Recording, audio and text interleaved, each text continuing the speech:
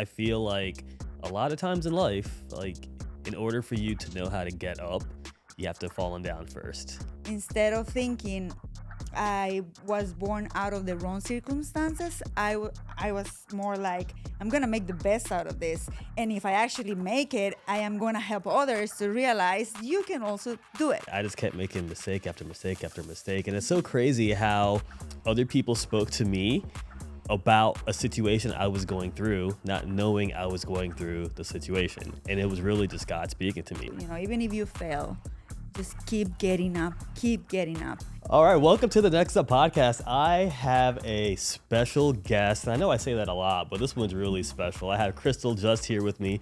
She came all the way down from Atlanta to hang out and tell me her story and what she has going on these days. So, Cristhel, I can't do justice, get it, no pun intended, introducing you.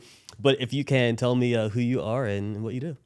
Of course. Well, thank you so much for having me here. I'm super excited. I always say the more people I can reach with my story, even if it's just like a tiny little seed of aspiration, I'm more than happy to come and do this. But yeah, so my name is Cristhel Just, like he said. I live in Atlanta with my husband and my 3 boys.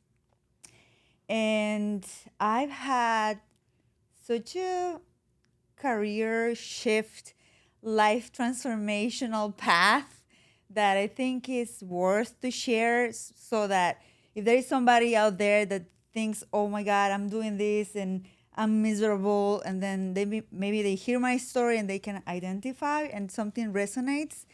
I just want to be that like big permission slip for them. Like they can totally do it, and everything that they need is actually inside of them. Yeah. So I that's why I want to share where I was, how did I get here, and a little bit about my past, what I'm doing now, and hopefully I can touch at least one heart out there. Yeah, and I'm sure you'll touch more than one heart. Hopefully you will. I'm pretty sure you will. But real quick, so whenever we met, it was actually through a project that we were working on with your husband, Max. And Yes. Max is a race car driver. Yes. And we were filming a almost like a little mini documentary piece on him. And you were part of the story, obviously, because you're a big part of Max's life. And you came in, and I was like we had our first conversation, and I was like, there's something special about her. I don't know what it is, but we just kind of clicked right away. And then I heard you did CrossFit, and I was like, oh yeah, we're about to be best friends. Yes. I think we bonded over CrossFit. But you said you also worked in marketing too, which kind of was not shocking to me, but interesting because I'm also in marketing. And you did it for a large company. So can you kind of take me on a journey? Because I want to hear about where you're from, and then how you got to the States, and then how you got to your corporate job, and then why you decided to do something else. Yeah. Well, do you have time? Oh, I got time. You have time. Because this is going to take a little while. No, I'll try to summarize it and give you like the best. I'm going to do the best I can. Yeah. Because I love to talk, and you'll see. So, yes, we met through my husband's documentary that you were doing. And, I mean, he is amazing. I met my husband at a moment in my time where I always say I wasn't ready to receive such a great man. But life presents to you these opportunities, and I am so thankful for him.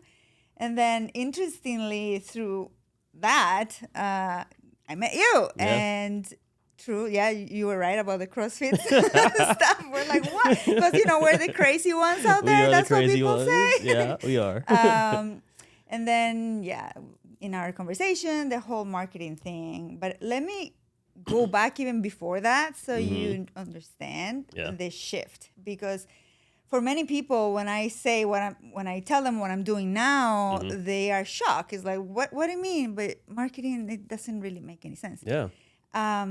So starting from the beginning, I was born in Costa Rica, which is a small country in Central America, in a very small town called Grecia.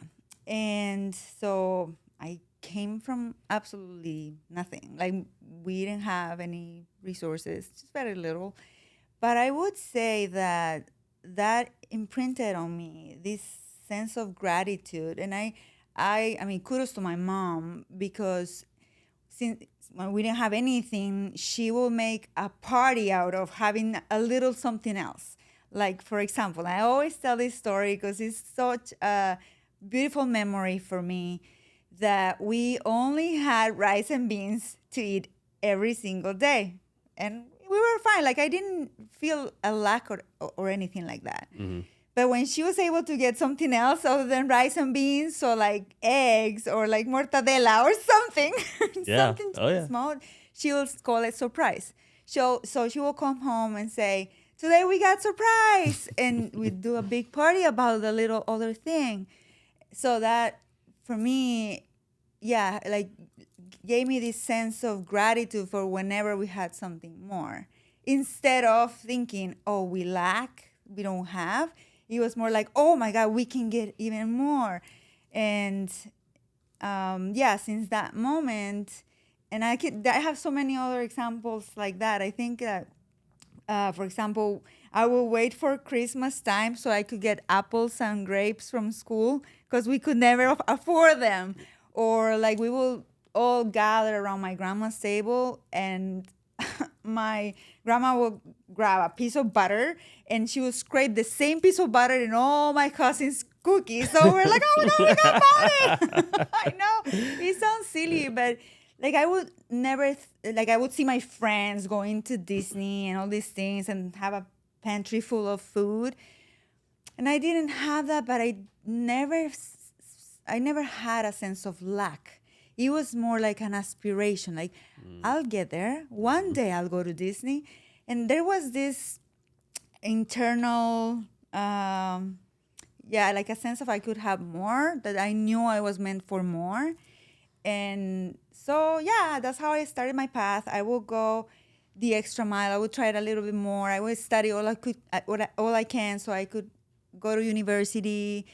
And I built my life on this unwavering belief that everything that my Heavenly Father, God, I also have it because I'm His daughter. So I built it based on that. And instead of thinking I was born out of the wrong circumstances, I was more like, I'm going to make the best out of this. And if I actually make it, I am going to help others to realize you can also do it. Yeah. And so that's how I got to study in a university in the capital of my country with a scholarship. And I left my house, and then I got into like big corporations, and this is where my career path in corporate started. Well, before you get into that, your family back home, were they part of the motivation for you to get the education and the push to be successful? Or were they, I don't know how to put it, were they, I guess, almost satisfied in a way? Yeah, oh, absolutely. Yeah. I mean, my dad left when we were little. So I grew up without a father figure. And I guess seeing my mother, her grit, her perseverance, also, of course, like a habituated behavior of me was like, I need to also do that. And so she showed me how important it is to, even if you fail, just keep getting up. And because of that, that's why, like, there was this drive where, I also have to do better. I also need to help her. I also need to show myself that I can do it. And so, yeah, I would say she was a very big influence in that sense. Yeah, the reason why I ask is because we kind of spoke about this a little bit back in Atlanta with me, you, and Max, but I kind of feel like, because my parents are immigrants, and I feel like people that are immigrants, they just have a different drive and different hustle and a different grit. Yeah. And maybe it's having an advantage because we have to outperform everybody else or we don't survive or don't make it. Yeah. So me growing up and seeing that in my parents, that also is what pushed me to never give up and to never take no for an answer and to want to outwork and outpace and outserve everybody around me. Yes. Yeah, I totally hear you, and I resonate with that. And I mean, it's so beautiful, right? Because it could have been the other way around. Like you just, I don't know, let's say your parents are born in a not so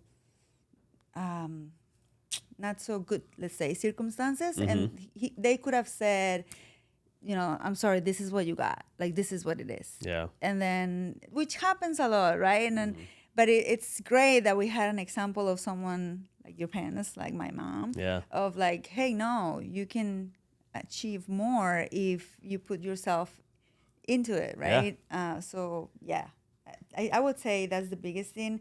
And of course, there is this essence that we come with, right? I would say that even though like we're sort of like blank pages when we come here, and we're just this bundle of joy when we come to the world, I do believe there is an essence within all of us that's eternal and that knows, like if you are truly connected to that, which is basically your connection to God, right? Like there is an inner, let's call it your soul or your spirit, right? That knows that you are the representation of or the expression of God on this earth, right? And if you really embody that, you're like, wait a minute, I'm here to do more, to really leave an imprint in the world and help people. And I felt like so many people block that. And I did it for many years, which is my other part of the story, which because I didn't want to hear it. I didn't want to listen to it. Because to me, there is that inner voice that tells you you're going in the right path. Or you're going in the wrong path. Or you're going in the wrong path, and you don't want to listen. So I get that. So I grew up, with my faith. I'm a Christian, and like my entire life I grew up going to church, right? But I wouldn't always, like when I got to I'd say my adulthood, I kind of got pulled away in a different direction. I always believed, but I never really lived it. And I just kept making mistake after mistake after mistake. And it's so crazy how other people spoke to me about a situation I was going through, not knowing I was going through the situation. And it was really just God speaking to me. Like my grandmother would have conversations with me about something stupid I just did, and she had no idea I even did it, right? So it was nuts. And then literally the minute I decided, first I had to go through a lot of trials. So God literally had to break me for me to listen, because I was always like, not yet. I'll be better tomorrow. I know I made a mistake now, but I'll fix it later, those sorts of things. And he was like, strike three, you're out. And then when that happened, I was like, all right, you win. I'm not going to fight you anymore. And I kid you not, that's when my life changed. Literally minutes, once I recommitted, my life just completely changed. So I get what you're saying. I totally get it. Yeah. I love it. I think that if you finally find yourself listening and being guided through that intuition, which is, your higher self connection to source, connection to God, whatever you want to call it, you finally find bliss. And it's like then there is this spontaneous action that feels like right action, because now you're aligned and you're going in the path where, there's sort of taking you through your purpose. I always say that purpose sends you invitations and that you gotta listen. The problem is that we don't want to see, we don't pay attention, but then and then it keeps showing you these synchronicities and opportunities or certain people, and you're so stuck on, this is what I want. This is the outcome I think it's supposed to be. And then we are so married to that outcome that we don't realize, and we're trying to control it, right? That we don't see or we don't pay attention to all those other opportunities and things that are showing up. And I say that I didn't want to listen either because, going back to my story, I went to university, I went to corporate because I thought it was I was supposed to do, right? That was the societal standard of success.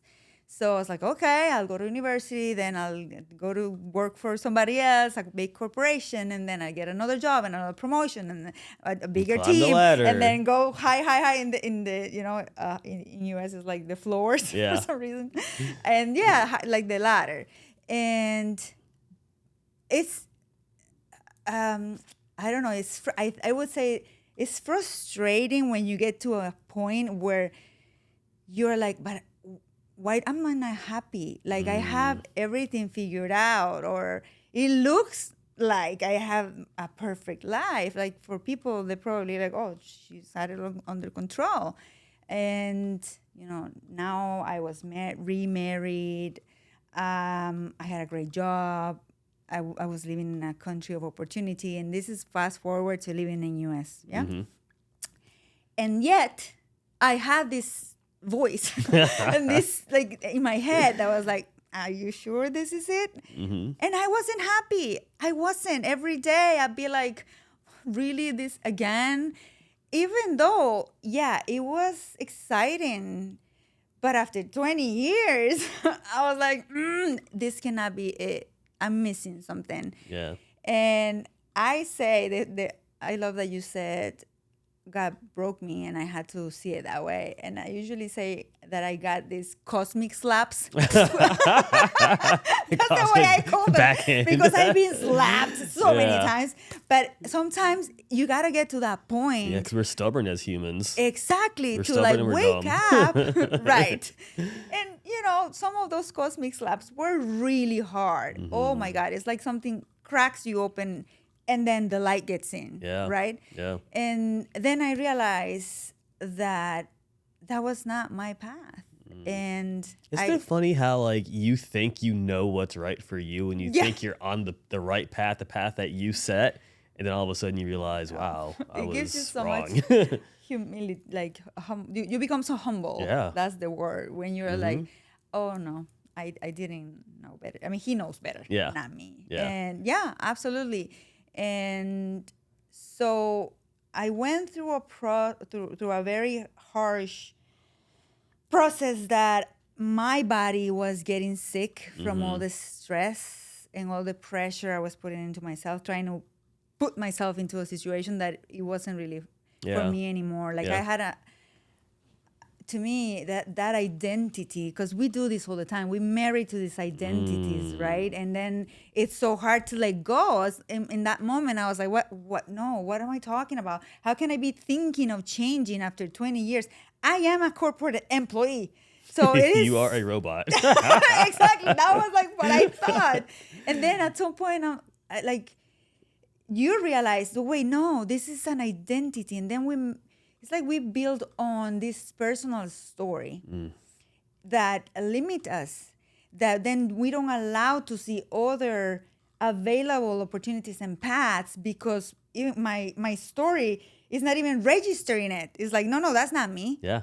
And that's how we like limit ourselves without really tapping into our full potential. So yeah, I mean, I'm so glad that we're being divinely guided, because these cosmic slaps or these moments like humble you to a point where you're like, maybe there is something else. And this is when your awareness expands and you see that there was way more out there for you, that maybe it will make you more happy. It's more aligned, right? It's more aligned to your purpose, your true purpose. And yeah, that happened to me at Coke. Like I said, Coca-Cola is a great company. Like once you're there working in marketing, you wouldn't not even think of quitting. Yeah, that's like you made it. Exactly. When you told me that you were at the level that you were at Coca-Cola and you left, I was like, whoa, something must have really happened to guide her to leave. And it's like, yeah, good for you for doing what you had to do. Yeah, it was tough. I always say my biggest teachers are the people around me and my husband, my kids. And I'll be honest, like I knew it was time for me to move on and let go of that identity. I could feel it. I could hear it. I could see God talking to me, telling me every day, hey, girl, you're killing yourself, because I was so stressed out from all the things that were happening. And then COVID hits. I think COVID was great. I'll be honest. I mean, I understand a lot of things happened that were so bad, and my heart goes out to those people. But for me and many people that I've met, it was such a reality check. Like my whole life completely changed because of all the pressure I was having, made me make that decision. And it was first because I was already having panic attacks and like that level of stress and anxiety, and also the impact that was having on my kids. Because I was delegating the most important role that God gave me, which was being a mom. I didn't have time to I was totally neglecting that part, and they were suffering. They need mom, especially when they're little. And I kept getting, and I'll give you the exact event so that you understand, that made me switch and realize this is it. So I was at the office in Coca-Cola, and they called me from the school. They said that my little one, my baby boy, was having one of his episodes, as they call it. And honestly, I was so disconnected and so unaware of what really was happening to him that I was like, just handle it. I will tell them on the phone, can you help me? I'm busy. I have meetings. Yeah, like all you were these trying to things. delegate it. Exactly. Like you would at work. Correct. Oh my God. And they said over the phone, no, I cannot tell you what happened. You need to come. So in that moment, just like something like cold water, that was the sensation, fell over me. And I'm like, oh my God, is he okay? And then they said, yes, he's okay, but you need to come now. And I'm like an hour away. Well, rush it. Yeah. So all the scenarios went through my mind while I was getting there. Yeah. And They didn't tell you anything? No. Wow. That makes it worse for you too. Exactly. You got to give me something. But and he has done so many, like he was having behavioral issues, of course. Yeah. I mean, I was completely neglecting my boy, and and especially the first years of their lives are so important. And so I was like, it's okay, it's probably one of those. And they're like, no. Oh. So anyway, I went through all the scenarios through my head while I was driving, just praying to God. I don't even want to repeat everything that was going through my mind, because I could not imagine what it was. And when I got there, the principal said, you need to come to my office, just come. And when I got there, I look inside, and I'm not kidding you, Marlon, the whole place was wrecked. Like if a hurricane got inside, and the whole thing was a mess. It was, the desk was on the floor, the books were all ripped, the computer, everything was destroyed. And I'm like, what? Like, you're telling me my kid did this? Yeah. And then she just pointed the floor, and there was my boy, completely asleep, exhausted from the tantrum he just had. And in that moment, this is what I say, that like my cosmic slap. Exactly. My head just cracked open, and I'm like, oh my God. So I just grabbed him and I cried. I told him, I'm so sorry you had to do this to actually get mama's attention. And I understood, oh my God, he needs me. I cannot be doing this to me and to them. Yeah. And that day I said, I am going to change paths, whatever it takes. And I started to look into holistic health. And the reason why I started to look into that is because every time I would go to a doctor explaining that I had panic attacks and all this, they would just give me a pill. And I don't like medication. I don't like pills. Yeah. Yeah. So I'm like, there has to be something else. And I started to research on my own. And I discovered the world of holistic health, which is more like, alternatives to the use of drugs. And I started to learn about meditation and like all these different beautiful practices that are available to us that you can actually just, access them right away.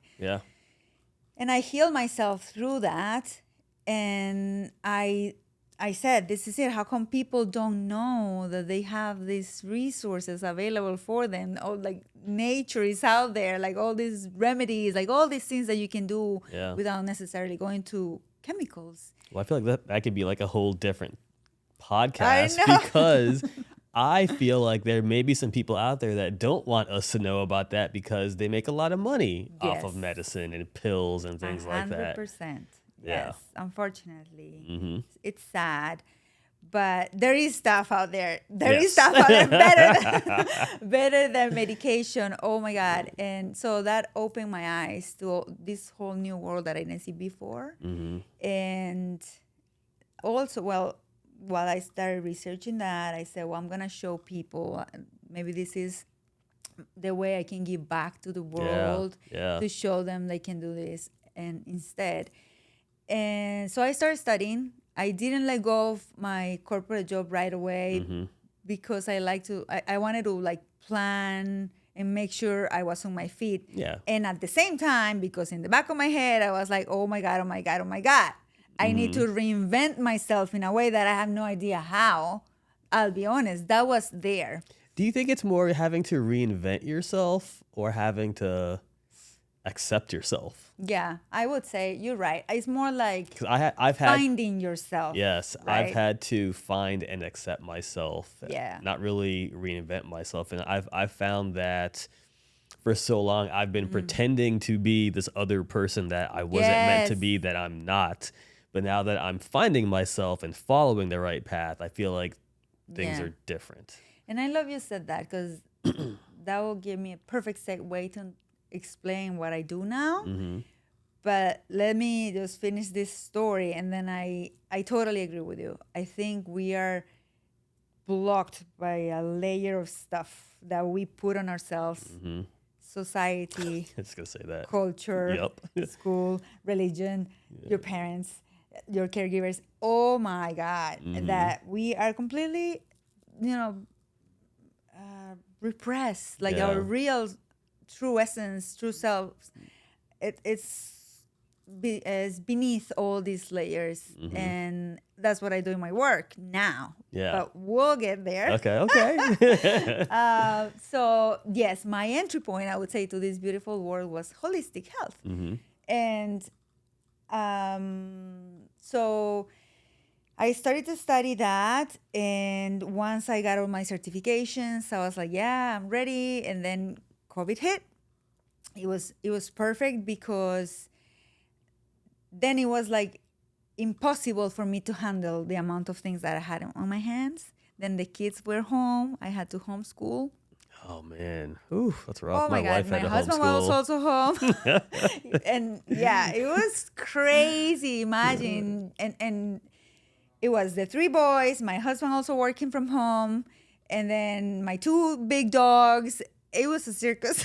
What kind of dogs do you have? I'm sure people want to know what kind of dogs you 2 have. pit bulls. 2 pit bulls, all right. Rescued pit bulls. Okay. I have a heart for them. Yeah. Because they have such a bad rep, but they're They the do. sweetest dogs. Yeah, it's the owners. What are their names? Zoe and Maverick. Zoe and Maverick. I like it. Yeah, All right, yeah. cool. All right, now back to your story. I got distracted by the dogs. I love dogs, Next time I'll bring them. and I'll bring mine. That would be Oh, fun. that'd be fun. Yeah, so that's when I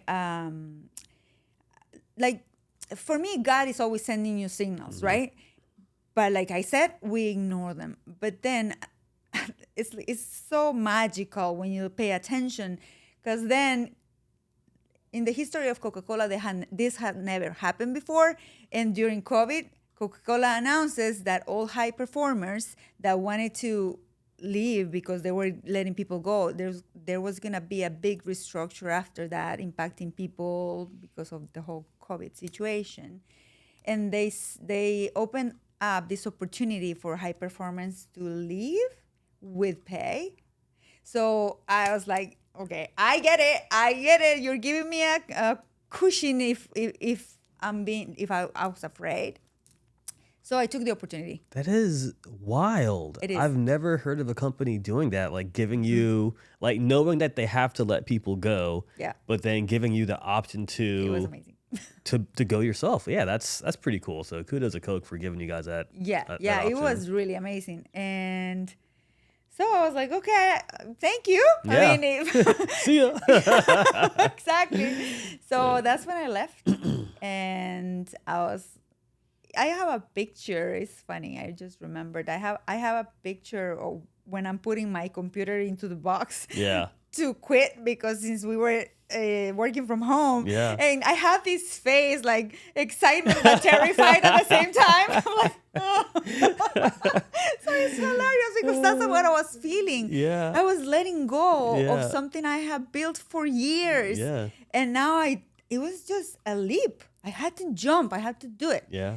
Which, I'll be honest, like all this transformation I'm talking about, it doesn't mean that I wasn't afraid. Yeah. I mean, you just have to do it with wet pants. You Yeah. just have to jump. Pants.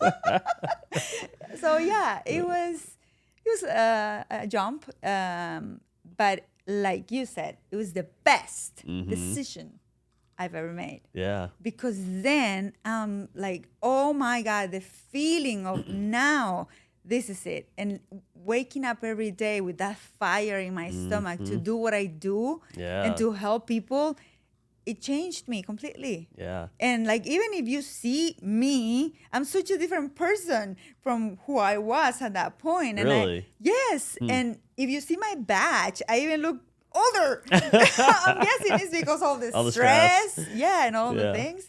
But, and Well, I have to say, I relate to you and to COVID. So COVID was an absolute horrible time, but I found opportunity in it. So Yeah. for me personally, it gave me time back home with my family because I was not being the person that I was meant to be, which is a good father. And I was always on the road. I was always traveling. And it got to the point to where my youngest son wanted nothing to do with me. Like, I would come home from traveling for the past week and all he wanted was mommy, which his mom is amazing, but I'm here now. Like, let's go hang out, go play. Have some father-son time. He wanted nothing to do with me if mom was around.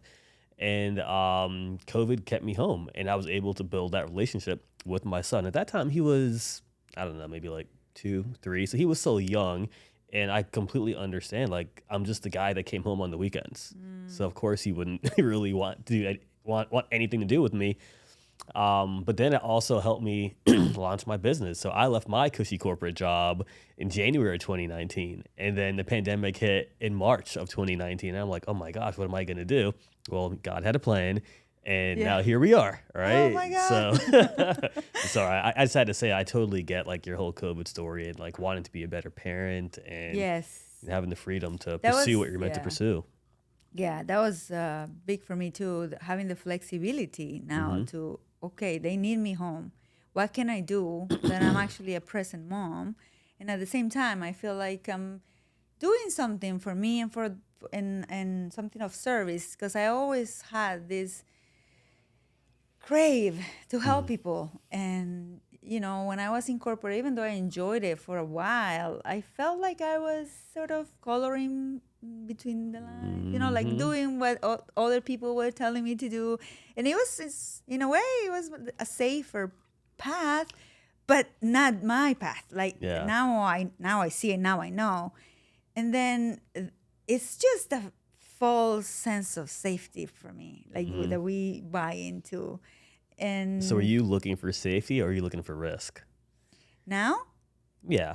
Like your personality. Like for me personally, I don't want safety. I want to take risks all day long because for me also too, like if I'm on the right path, it's not a risk. Like it's a guarantee. Correct. That's what I mean. It's a guarantee. But I do like being edgy and taking risks. And when I was at my corporate job, I kind of had a reputation for not following the rules. I wouldn't break the rules, but I would definitely bend them. And I never really got in trouble because it typically worked out in my favor. But it's interesting hearing you say that you were kind of like staying like within the guides where I'm smashing walls down. I tried. I'm sure a lot of people like that know me that worked with me in corporate, they're probably saying, you were always trying to bend the rules, which I think I was, but it was not like the person I was. Like I was completely scaling down my personality to fit, you know, And I was completely miserable because of that, because I cannot be myself. And now where I am, I'm actually turning up the volume for everybody else. Like, no, come on, you need to be yourself. Yeah. Which is why I love the fact that you said it's more like finding ourselves. Yeah, because now that I'm in this path, I realize that, and this is how I help people too now in my work, that because of all this stuff that happens to us, right? And not that it's bad intended, like, for example, our parents or caregivers, they will, just by habituation of living with them, we absorb so many things that, and we make it ours, but they do not belong to us. And it was probably the same thing for them. And they just have been carrying it around for generations. And now in my line of work, I help people to understand what is the things that you're carrying that no longer serve you, that do not belong to you. And it's like peeling layers. I love that. You're breaking the cycle. Exactly. Generational curses being broken. I love it. Yes, I love exactly. it. Yeah. So I work a lot with like liberating the family dynamics and bring awareness to the things that like may be impacting you from achieving your desired life, which can be very unconscious. So you have to dig deep and explore and be curious and understand that there is something in there that is trying to protect you from feeling pain or from taking risk. But at the end of the day, you don't need to hold that anymore. You're a free being. You have will. You can do anything you want, right? But understanding those patterns and that conditioning, and as I said before, the conditioning from culture, from society, from culture is crazy today. From religion, yes, it's so many things that we just absorb. It's like we're walking around with this outdated operating system. It's like, everybody, hello, let's upgrade, okay? Because everybody get off the DOS. Yes, because we are meant for so much more. And then when we carry in our little past backpack all these things, we're just limiting ourselves, and we don't realize how many more opportunity there is, how much more potential we have to achieve the things we want if we let go of those things that don't belong to us. So I have a question for you. Obviously, we need to let go of our baggage and our past and our struggles and all those things and look forward, right? Yeah. But do you think there's something to recognizing and acknowledging and then almost like shifting your mindset to use your struggles as fuel to help you overcome the future? 100%. Okay. I do not think that we need to cut, reject, repress, or like completely get disgusted or something or anything like that by our past or by what we have done. On the contrary, you use it as building blocks. Right? Like, okay, this didn't work, but I'm gonna stand up and I'm gonna keep going. And I say that also the accepting piece, like not rejecting it, but accepting it, because let's say, for example, one of my personal stories that didn't work for me, I'll give you one of mine so that maybe people can resonate. Since I grew up without a father figure, I grew up thinking I will never need a man. I was this alpha, hyper independent woman throughout this whole process, as I told you, which is probably for another podcast because we're going to take a long time.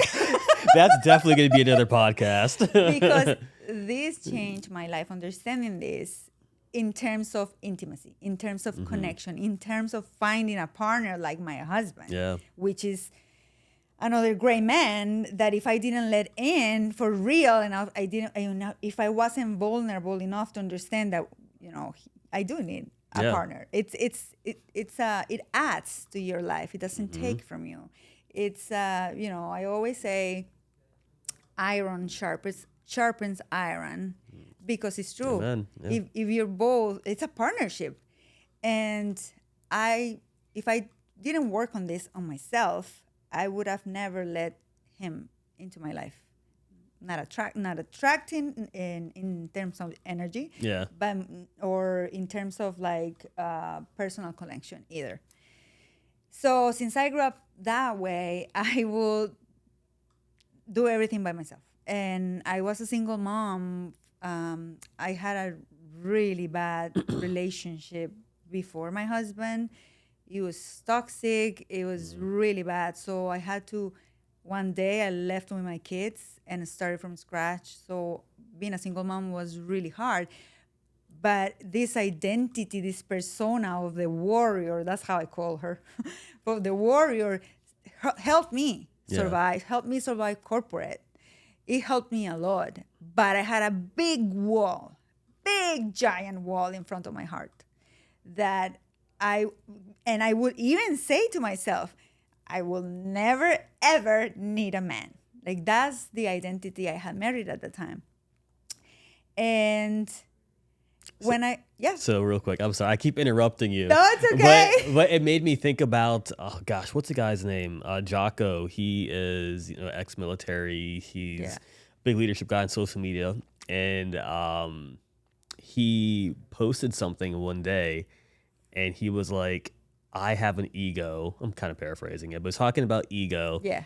And how whenever he has a thought, he was like, "Is that my ego, or is this how things should be?" Right? And I was like, oh my gosh, I was like, I have an ego, and there's so many decisions and feelings and things I was doing based off of my ego. And like you saying, I don't need a man, like that's kind of just your ego, what's got built up because of what you went through. Yeah. But I'm sorry, I just had to put that out there. Like ego is a real thing, and you have to be bigger than your ego. Yes. And I'll say something about that as well. Just remind me about the ego, because there is something very important I would like to people to go walk away with around the ego. But coming back to the story of the warrior, which I call it that, I call that persona the warrior, and then my inner self, I call her the goddess, because it's the connection to the source. How do you say warrior in Spanish? Guerrera. Okay, I can't pronounce it. I was going to start calling you that, but I can't pronounce that. Sorry. Sorry. I'm sorry. You have to. I can't roll my tongue. Oh, yeah. So, la guerrera, the warrior. I'm going to say it like that now. The warrior, for me, helped me in a moment where I needed her. Yeah. But if I stayed attached to that I guess story, this is a story that we make, I wouldn't have never be so happy in my marriage. Yeah. So when the warrior was in full on, let's call it that. At war. Exactly. I would say I was missing out on so much more. Mm-hmm. Yeah. Yeah.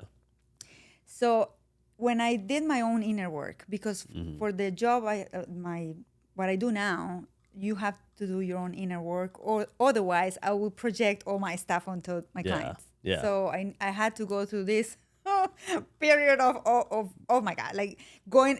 That's how I felt it. I went to the underworld and then came back. Yeah. And then I healed all the stuff that was repressed down there. But I had to learn not to reject the warrior, which is it was like a shadow self that I built. I had to learn to accept it and embrace it, and maybe change the relationship I had of that force inside of me and use it for something else. Yeah. So it's about acceptance. It's not about rejection. Gotcha. Because anything that you really accept transforms. So I actually took her in, and now I use it for for some things like CrossFit. Yeah. My worry is out. Yeah. So to me, it's all about integration rather than cutting those parts. It's like, how do I bring it inside of me, get a place in my heart so that it can help me in other situations, not necessarily in relationship. Yeah. So for me, that it's key. Like if we find parts of us that are in misalignment, that is probably what's blocking us from achieving our desires, then how do we bring them into alignment? How do we integrate them, accept them, And then if we need them, we can alchemize it, use Yeah. it something else, channel it in a different way. And that's how I've been able to, I guess, continue in this beautiful dance Yeah. of using my energies for the better. But let's go to the ego. Yeah, the ego. Yeah. Because I believe that the ego construct, I call it the ego construct, is such a mind thing, such a mind game. I would not necessarily say that the ego is enemy. It is not. We need it because it's such a social label, right? I'm Cristhel Just, and that makes me who I am in this society. I'm able to be functional, to serve other people. So I cannot just be out there and say I'm oneness and I don't have a name, because in this human experience, you need it. Yeah. Right? Like, yeah, we are spiritual beings having a human experience, which needs to identify, with something, right? So, yeah, I would say it's more like a tool, right? And you can use your mind as a tool. But the moment you identify with the ego, that is the problem, because it's very limited, because it's based on objects. I want to achieve this. I want money. And then it forgets that we come from oneness. It forgets that we come from the heart. It's disconnected, right? And at the same time, it's afraid. It's afraid all the time. But what if I fail? And what is this? What are people going to say? What are people going to think? And it starts to look for external validation. And then that's when we stop ourselves and we block our potential. But when you learn that, it's a tool, and if I can use it to model my future, to visualize what I want, to structure it in a way that, I can get there by doing this.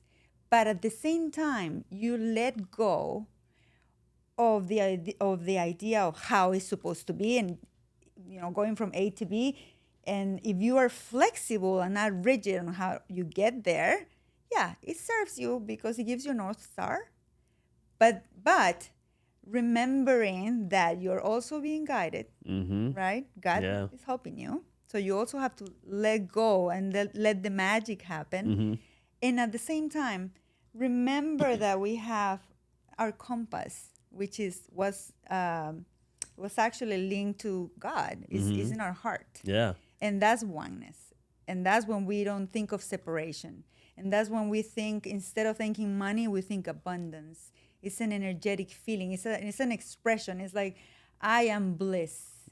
And when you look for that, it's so much different what you bring to you, just by resonance, right? And if you learn to be in alignment, mind, heart, and of course as well what we do, right? So thought, emotion, and action. Yeah. If you learn to act from that alignment, then you're actually in the right path to achieving what you truly desire and what God has as a purpose for you.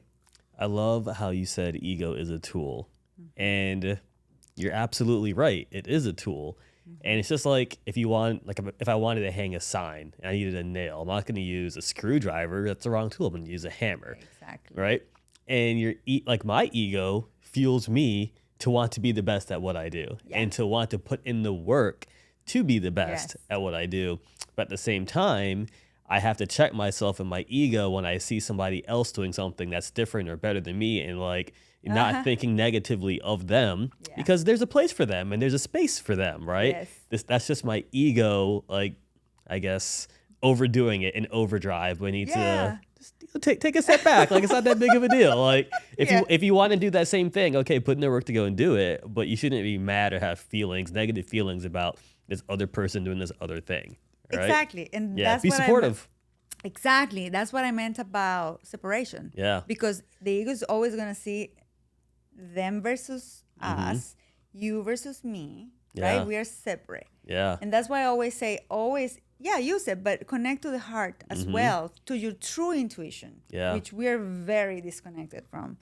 And that way you're from oneness. We are all brothers and sisters. Why am I gonna feel competition, or why would I not support them? If we are all a big family, right? And this connection from intuition, it's so common now. Like nowadays, we have straight from our instinct, from our insight, from that inner knowing. That it's sometimes hard to hear it, and that's what's so important, to peel the layers. Yeah. Because then you're really tapping into your true self. And in my work now, I love it.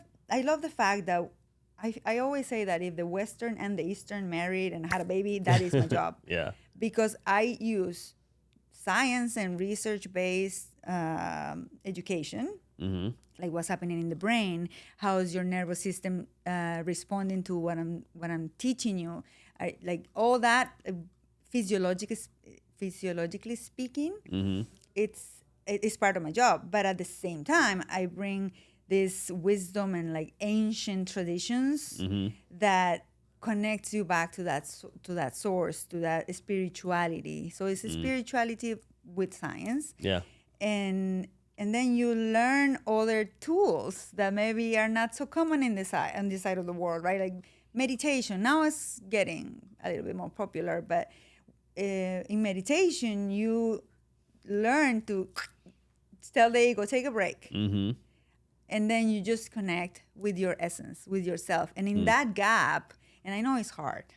I mean, we all start with the monkey mind. I got so much stuff going on up here. I don't know how to turn it off. Exactly.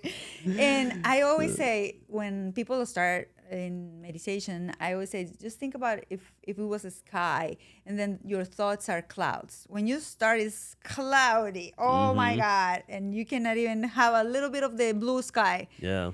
But then when you start to see thoughts as clouds, just let them go. See it. Don't identify. Just let it go. And then it's a practice, like always, like everything, right? And once you start doing it and doing it more often, then you find the connection with yourself and that inner knowing, that wisdom in that gap, in that silence. And then you start to listen even more. And it's like if you live from this deep level of awareness, solutions come to you so much faster because you learn to see other things that before you didn't want to see or you couldn't see. Yep. I found personally seeking his will, looking for the right thing. When I do that, it's like I don't even really have to try anymore. I just try at that, and then all these other solutions, all these problems that I have just go away. Like I can't tell you how many times like a solution will appear before the problem even or the challenge even happens. Yeah. And it's just there waiting on me.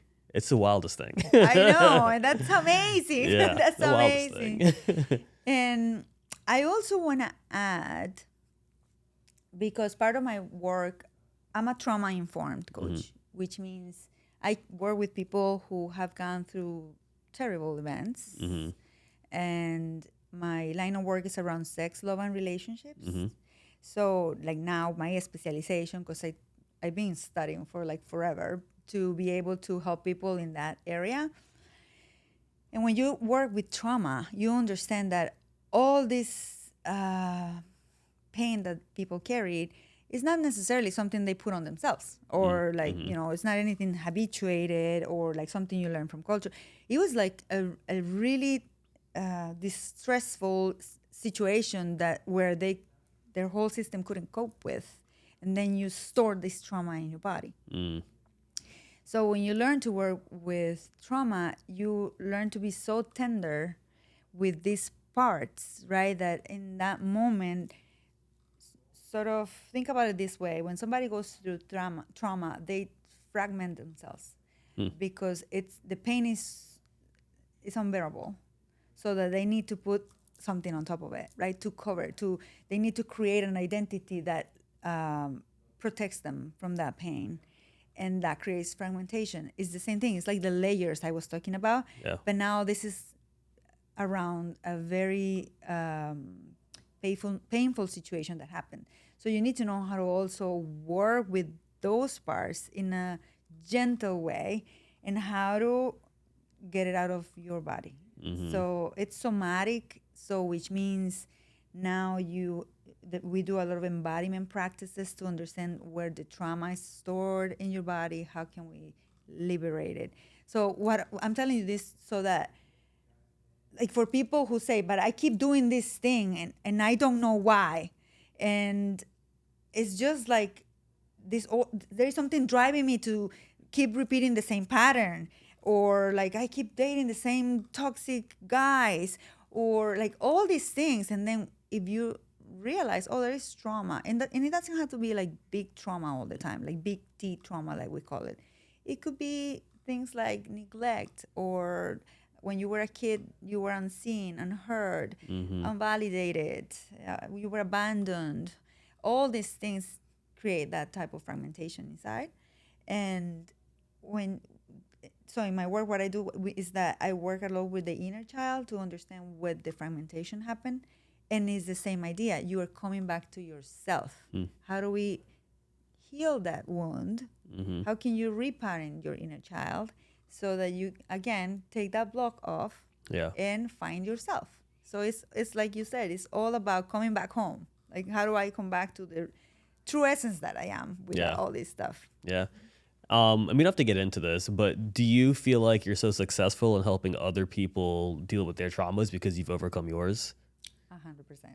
Okay, because I feel like a lot of times in life, like in order for you to know how to get up, you have to fallen down first. And then I feel like certain people that have fallen down, they learn to get up so they can teach other people to learn how to get up. Yeah, and when I was doing the holistic health part, and it's funny you mentioned this because I usually forget that how I got here, but it was through a calling. When I was doing all the holistic coaching, a lot of my clients that would come were women who were going or have gone through something terrible. And a lot of the problems were around sex, love, and relationships. But holistic health, it was more broad. Like I was helping them, how to eat better, how to have less stress, how to sleep better, like all these things that maybe are more in a biological level. However, they kept coming and coming to me, and then I started to see a pattern, and I'm like, oh, here it is again. Yep. I know what you're telling me. Because I could not, I didn't feel right to refer them anymore. I was like, I want to help them, but it was not professional of me at that point to go into that area because I didn't have the tools. So yes, 2 years ago, while I was in my path of coaching holistic health, it was so much that I said, okay, I hear you. I understand what you're trying to tell me. So I went back to school and I started specializing in sex, love, and relationship, and with a double major in life transitions and female empowerment, which I'll be graduating soon in September. So I'm almost done with my practice hours. But it's funny because it was resonating so much. Yeah, like what they were sharing. I was feeling like, oh my God, I've been where you are. I've been there. I understand what you're going through. But I just didn't have the tools. So that's why I had to do my own inner work. And that's why I had to, like I said, go to underworld and look at my own monsters and all the things, all the things that were there, so that I could heal myself and also get all the tools and the practices and now be more equipped to help these women. And it's, to me, it's so much more impactful when you have been to hell and back. When somebody's going through that and they are like, I this is what's happening to me, and you're like, I hear you. Yeah. I've been there. Yeah. And I am sure that I'm walking this path now because I was able to get out of it and heal myself, and now I can help other women. Yeah, I think as humans, we need to understand that there is someone who's fought that fight for us, and we should just listen and follow those people sometimes. A lot of the times, all the time, maybe. Yeah. That's cool. So I'm kind of switching gears a bit here, and I'm just curious. So you're into fitness. You're in amazing shape, obviously. Thank you. Are there certain foods that you try to eat and certain foods that you stay away from. And I'm asking this for selfish reasons. So I may not be in CrossFit shape anymore. Oh, come on. It's crazy. So like my priorities have shifted in a way to where, and this is probably healthier for me personally, but fitness isn't at the top of my list anymore, right? Yeah. So I have faith, I have God, I have my family, and then I have work, and then I have fitness. But before, like, fitness was like all the way at the top, and I was in great shape back then, but my family was not in the best shape. So for me now, like, with me always being on the road as much as I am, I've started to become selfish with my time. And like now, I just want to hang out with my family. Like that's Yeah. all I want to do when I get home is just hang out with the kids and the wife, right? And because of that, I'm not working out like I used to Yeah. because it's just tough to find time sometimes. I mean, I'm running a small business, right? Like Yes. it's hard to find time to work out. And I feel like I'm just maintaining, which isn't where I want to be. Because I'm not like a maintain type of guy. Like I want to crush it all the time. Yeah. But I feel like this season, my body is telling me maybe focus more on things like stretching and letting my mind recover and like having more time. Maybe I need to pray more. I know I need to pray more. But also like I need, and I know there is no cheat code, but I want like a cheat code for nutrition because I don't eat horrible, but I'm getting a dad bod and I hate it. It drives me crazy. I hate it with a passion. And I just mentally, I don't want to work out like I used to. So like, what are some things that I should be eating that Yes. I'm probably not? And I love the question because it also ties to intuition. I'll be honest. To me, there is not one diet that works for everybody. Agreed. Everybody's different. Yes. Yeah. And if you learn to know yourself and know your body, you can identify what things work for you. I've been on a mission to find out like what the fuel is my body requires for me to thrive. Yes. Yeah. And at the same time, yes, there is a general guideline. Yeah.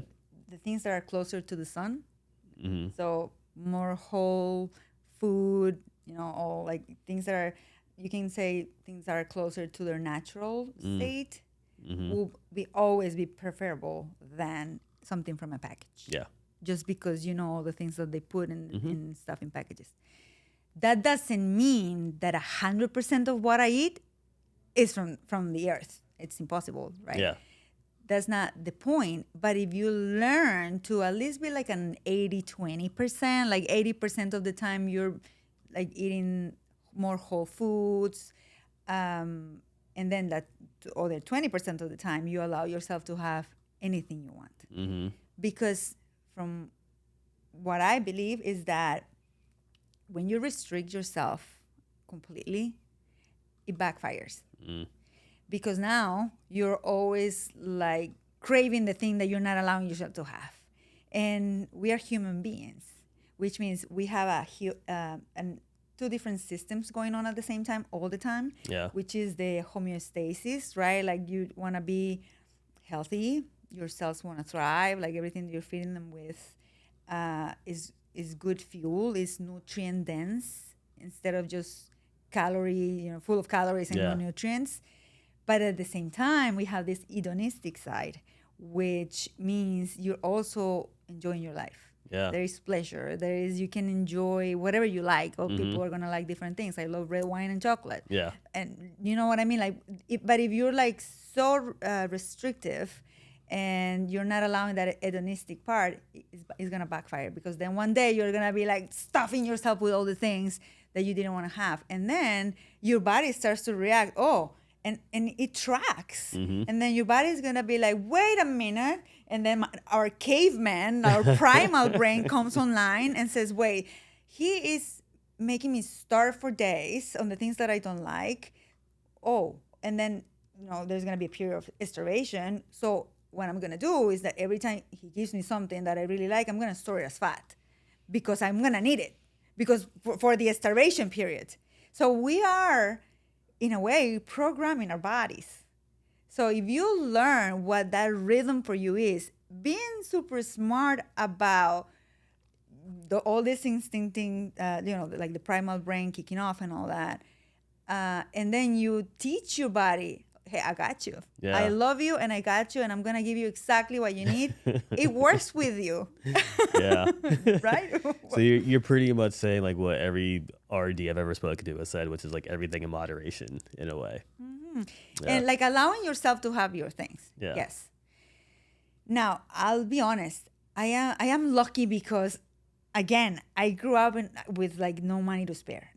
We had very little. Mm-hmm. So I was not around fast food or anything like that. Yeah. So when I came to US, I was not craving McDonald's or anything like that. Actually, I don't like it. I was gonna ask you what was your first impression after having McDonald's for the first time? I don't even remember or like fast food in general. No. Yeah. To me, no, that's not food for my soul. Like it. Yeah. Like and I well, we have talked about this. I am trying to improve all the time. Yeah. Like my body, my performance, the way I track my sleep to make sure my my heart rate's in the right place. My heart rate variability is high. Like I'm always trying to improve so that when I go and hit the CrossFit, I'm like badass. Sorry about that. No, you're fine. And old Marlon would ask you right now to pull up your stats so we can compare, but new Marlon is afraid to do that. I don't want to know. But so yeah, always trying to improve, and that means also taking care of the temple of the goddess where she lives. Right, I want her to have the most beautiful castle, but at the same time, not getting obsessed about it, because that's when you cross the line. Yeah. And I feel that's what backfires a lot of the time. So yeah, I would say like if somebody tells you, and I'm sure there is gonna be somebody out there that believes in measuring and like macros and like this amount of carbs, and that's not the way I roll. Yeah. For me, it's more like a dance that you learn. I love to dance. I need to start dancing more, I guess. There you go. And that you know what you like in that dance. Yeah. And then you'll find this middle ground, which is yours. Yeah. Specifically. And then you connect to that intuition. So the next is a training again. But then you learn it's instinctive. When you're going to eat something, you're like, oh, this is going to be fuel for my soul or not. Yeah. And if you're in that period of flexibility, same thing. Even if it's something that people will consider good or bad, which is something I do not like. I don't like when people label food good or bad. Yeah. Food is fuel and is there to support you, but who put the morality into food? Yeah. It's just food, and then you just learn to use it, and consume it instead of over consume it, just as, exactly what you need. Yeah, I was just thinking about Max just now when you said food is fuel, and it absolutely is. And like a perfect analogy would be like he wouldn't put low octane fuel in his race car. Exactly. He only wants the best. Exactly. He wants to perform his best. And then it doesn't become something hard. Yeah. It's actually enjoyable. And then you start to enjoy the food that is more healthy, and it makes you feel a certain way. It makes you feel better. I always for me also, it's very important that you realize every time you're gonna eat, you're like, is this going to make me feel good, not just now, but later. Yeah. Because if we're just looking for instant gratification, that's the problem too, right? Because you're like, okay, I'm gonna have this, but then in 2 hours I'm gonna be bloated and feeling miserable. And why do we do that to ourselves? There's so many times where like I just want to eat this thing because it's gonna be amazing in that moment, but I know 30 minutes later it's gonna destroy me. Exactly. But we still do it. Yeah. We still do it. It's crazy. 100%. So is your diet more heavy on vegetables, meat, fish? Like what do you focus on? A little bit of everything. Because we went to dinner together with Max and the team after we filmed with them. And I looked at your plate, and I was like, oh, she eats so healthy. And look at me. Yeah, I eat a little bit of everything, but let's say most of the time, I fill my plates with veggies 100%. I love because they're like closer to the earth, and I enjoy them. and well, I have a background as well. Yes, you're a chef. I forgot about that. Yes. Oh my gosh, we're gonna be here all day. Forget about that flight you have to catch. I was gonna say, let's just call and change our flights. But because I have this, I have high standards. Yeah. I Oh, do. really? You do? I couldn't tell. I do. And for myself too. I love the fact that we were talking about matching outfits before the podcast. Well, yeah, I mean, for the record, you told me we're just come casual. I'm like, hello. Well, so the funny thing about that is, so we've had this plan for quite some time, right? Yeah. And like, I knew at some point that I needed to reach out to you to tell you that, hey, you don't have to get dressed up if you don't want to. I know you want to, Yeah. but like me, like it's athleisure all the time. Like whenever I can, like I would much rather wear joggers and like whatever. And then I forgot to text you and let you know, like, and we'd spoken like, I don't know, 5-6 times before that. And then the day you're hopping on a flight, I'm like, oh, hey, by the way. I'm like, oh no. And it was fine though, because I knew that you would come prepared and I could obviously change. I could look presentable. Oh my to God, be on you this look podcast. amazing. And blue is a complementary color to red and white to black. So, And, you made it work. Yesterday was 4th of July. So 4th of in a July, sense, we're red, like white, and blue. honoring the country that has. Yeah. So, so hilarious. But yeah. So what was the last thing you asked me? I don't remember. Oh, talking about food and like what you eat. Oh, yeah. So Yeah. I eat like I fill Close up to the my earth, plate with like veggies. But like I said, I have very high standards, which means I love good food. So like if you tell me you're going to take me to McDonald's, it feels like you're slapping my face. Like, Yeah. what? All No. right, I'm never taking you to No. McDonald's. No. I like good food. So I went to culinary school. I have a degree as a chef, and I worked as a chef way before corporate and all that. But it was a very macho environment for me. It was very tough. So I decided, that's not for me. Yeah. However, my love for cooking is still with me. And so I cook for myself. I cook for my family. I sort of scratch my itch for like... I've seen the pictures. Yeah. You're doing something special.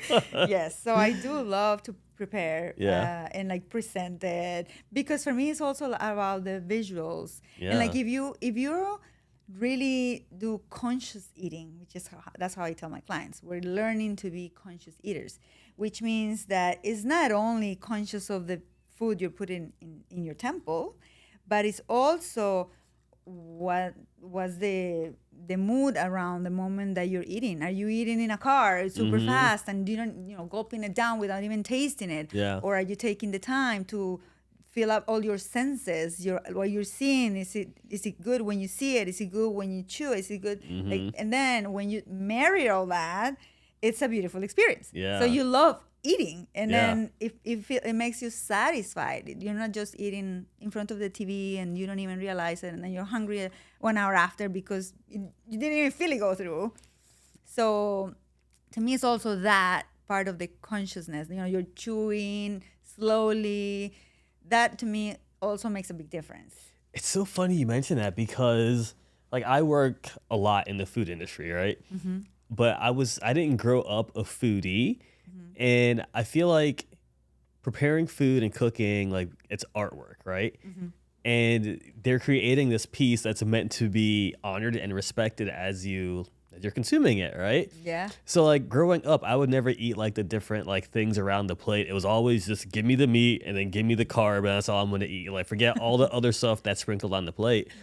But as I've been spending more time with chefs and I've been enlightened to better food. Yeah. Like I'm like, oh my gosh, well I'm gonna eat this with that and see how that experience is. I'm gonna eat this with this and that over there, and it's like you take your time and you actually truly enjoy it. And I'm not just scarfing down my food, and it's more of like, it's like I don't know, like can eating be art too? Yes. It's like I'm painting a palette in my mouth. I love it.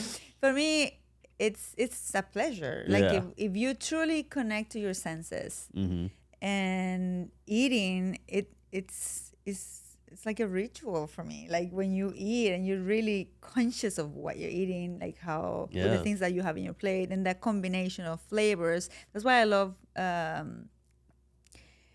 cooking and all that, because then you can play with it, and then you'll find what are the things that you like the most. And for example, I love like tangy flavors, like cherries, or like sun-dried tomatoes, or like pesto.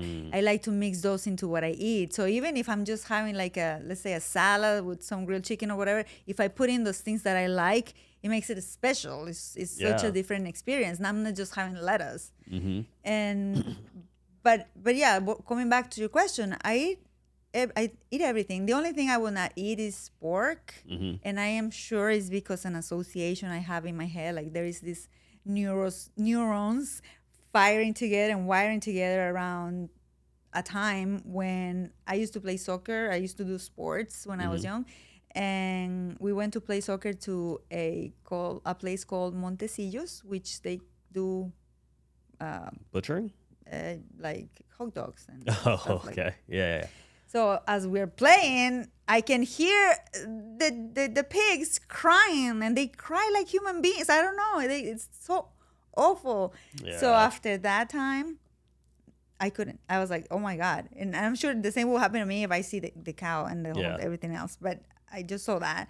So I cannot eat pork. When I eat it, it makes me upset. And I think it's because of that trauma. Exactly, it's in my body. So, Yeah. But other than that, I mostly chicken, fish, seafood, like as protein, and then meat, but not so often. Like red meat, maybe once a month. Then because my husband is from Argentina, so he makes delicious grill. But if you like, if you were like, let's say this was a reality show and you will like record me all that, you'll be surprised, Marlon, of the amount of food I eat. Like the people that are around me, they're like, oh my God, Yeah. I eat more than my husband. Yeah. So because I work out. Because you're burning calories all day long. Correct. Even when you're not working that, you're still burning calories from your workout that you had earlier. Exactly. Yeah. So to me, it's not even it's not a matter of like measuring or anything. No, it's what I feel my body needs. Yeah. And that is very personal. Yeah, it is. Unfortunately, my body is telling me to eat more vegetables, more fruits and vegetables, which is difficult for me. Like, I don't dislike vegetables.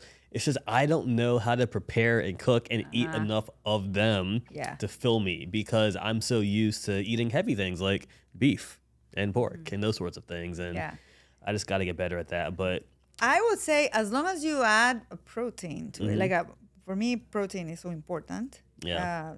Because it's the building blocks. It's Yeah. helping you not just for muscle, but in general for bodily functions. yeah, So, I would not just eat just the veggies, just the salad, but always add a protein. And it doesn't have to be an animal product. Yeah. There is so many other sources of protein, that are plant-based. I'm doing plant-based too, but I'm also doing more seafood as well. Yes. So Ashley made rasta pasta the other day, and it was delicious when you put shrimp in it. It was so good. So shout out to Cox Seafood. Thank you for the shrimp. It was delicious. But yeah, I just got to get better at doing that. But like plant-based proteins as well too.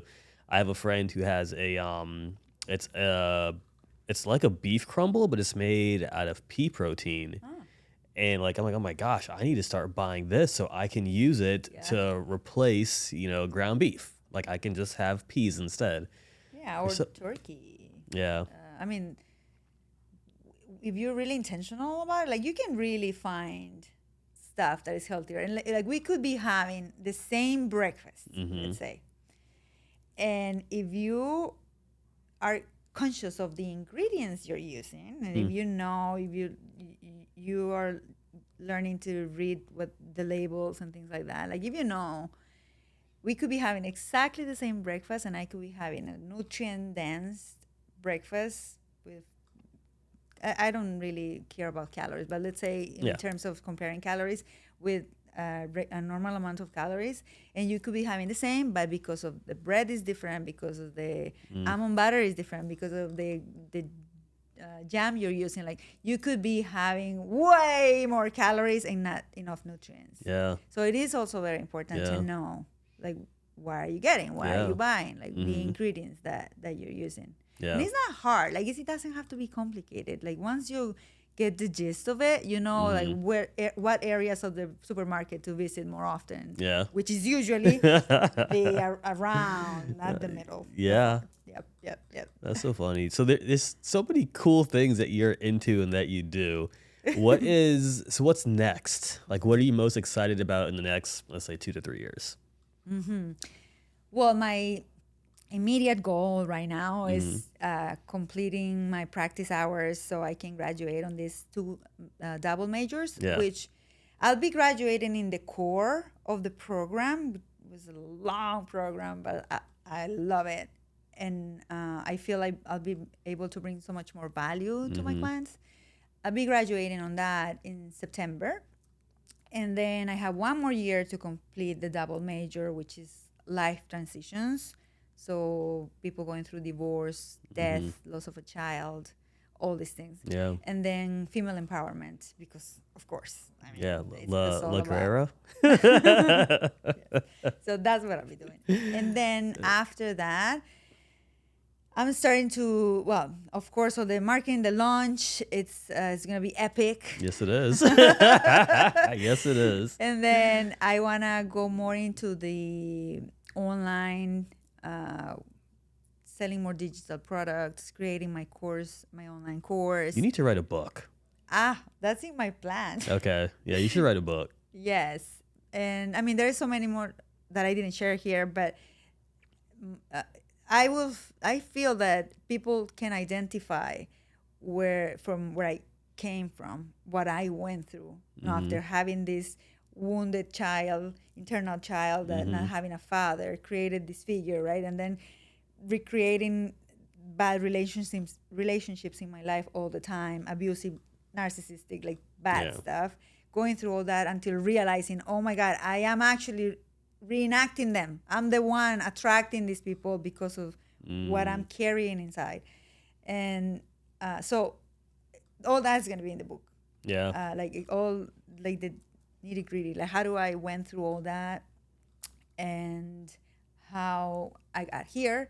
So hopefully people who are going through that, it can be also a manual, survival kit if they need it, something more handy that they can have. So yeah, it's going to be a mix of like my personal story, but also like help. Yeah. I love it. Yeah. How can people get a hold of you and learn more about you on social media or email or whatever you got? Yeah. So big in the most social media platform that I use is Instagram right now. I'm building my website. I'm revamping my brand since I was so focused on holistic health. Yeah. Now it's more into this relationship area and sex and love and all that. So that's in the works. It's coming up soon.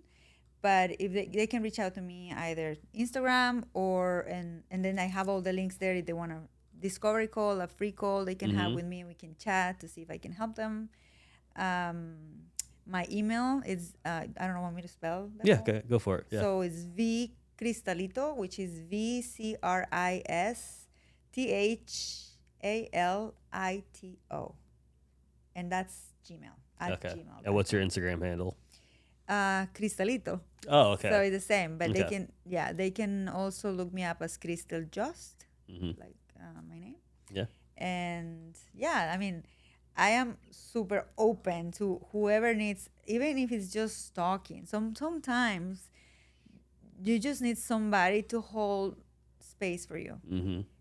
I always say I don't hold the truth. That's God. Yeah. I am here holding mirrors up for people to see their own potential, their own blocks, their own self-imposed limitations. And I'm just helping you get it out of you. Yeah. And I see so many people struggle. I like coaches, we say we're sitting on top of a mountain eating an orange, looking at you like, let me help you. Like I've been there. Don't struggle. Yeah. Like because we know now what tools to use to get there faster. Yep, you fought the fight already. Exactly. Yeah. So and then I say my job is just to get it out of you, to show you your own greatness. I love it. Well, hey, thank you so much for taking the time to come down, bringing the family. It was great meeting your son. There's so many, like I said, different pieces to what you were doing and so many cool things that you're about to accomplish. We are going to schedule another podcast and do this again. This has been great. Cristhel Just, everybody. Thank you so much for being here. La Guerrera? Is that, did I say it right? Guerrera! Yes! La Guerrera. I love it. All right. Thank you, everybody. Thank you.